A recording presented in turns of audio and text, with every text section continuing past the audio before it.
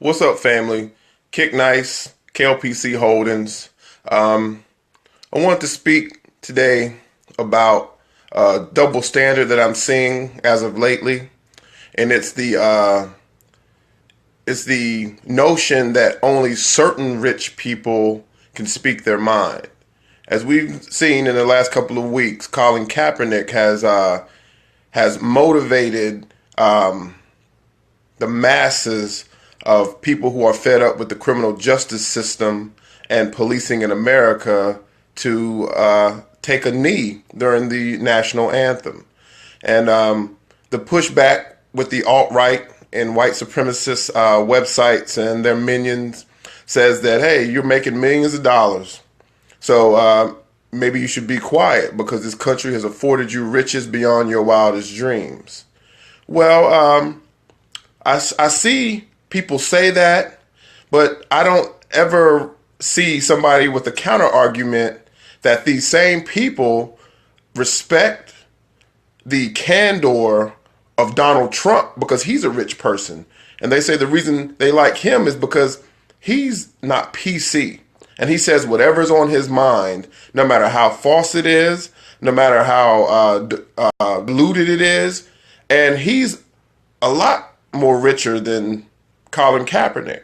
So when you point out contradictions and double standards, what you really get to in the end is a supplantation of white supremacy. The difference between these guys, after you get to 5 million, I mean, how much more do you need? But the difference between these guys in the minds of people who criticize people who protest peacefully is that Colin Kaepernick is fighting for black people and fighting for the rights of people of color and people who've been disenfranchised. But Donald Trump is fighting for himself. He's creating issues out of nothing. And it's sickening to see his surrogates on TV trying to weave his lies into some kind of political tapestry that people are going to latch on to. And people try desperately to make sense of the nonsensible when it comes to Donald Trump. He is he's full of contradiction, and there's a standard applied, which he doesn't probably realize because of the size of his ego, but he's exposing what America really feels about the rights of people of color and the First Amendment protections and how they apply selectively in the eyes of others. So on one hand, we have Colin Kaepernick that's not doing this for himself because he never said that he's a victim of oppression. He said he's doing it for those who are oppressed. People need to get that right.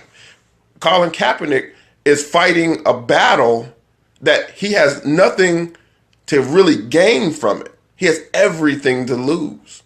And for those who say, well, he's on the bench, he's second string, whatever, you football blockheads need to see that it's bigger than this useless game. The national anthem is a useless pageantry that doesn't help anyone, and obsessing over sports doesn't further your life either. So we need to get some priorities as a people, as a nation, and as those who would dare call themselves virtuous and not apply this double standard to a person who's trying to enrich our society by saying that I'm not going to participate in a useless gesture of patriotism just because you say I have to. That goes against First Amendment protections, and me as a veteran, that goes against what I said I was fighting for. I want America to be what it claims it should be. It should be a place where you can freely express yourself. And of course, we're not immune to criticism for taking that stance. But let's apply that criticism evenly.